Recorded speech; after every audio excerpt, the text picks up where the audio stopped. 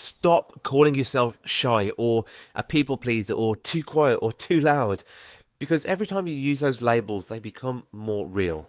Now, when I was 11 years old, I got caught talking in my class.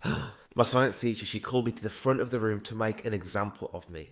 And I went bright red. She laughed, and the whole class laughed as well. And then she said something that I'll never forget.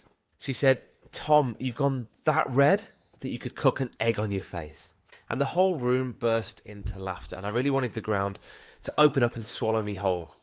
And in that moment, that 11-year-old me up here in my subconscious made a really important decision. I told myself, I will never let that happen again. And for the next 20 years, I became world class at avoiding being seen, avoiding presentations.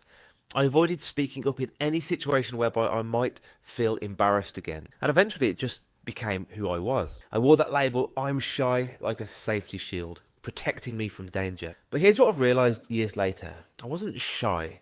I just had shy habits.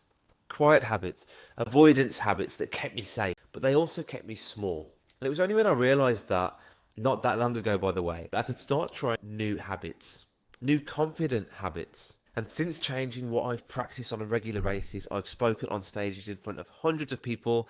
I've done 170 podcast episodes. I've spoken at my own wedding, which I said I would never do. And I've even gone on to do 2 best man speeches. And again, it's not because I changed who I am. It's because I ripped off those old labels and I replaced them with new habits. So if you think you're too shy, too quiet, or maybe too loud, maybe you're not. Maybe you just practiced staying small. Rip up those old labels, try on some new habits, and share this with someone who needs to hear it. And by the way, follow me at Tom K. Bailey if you want some help building those new habits.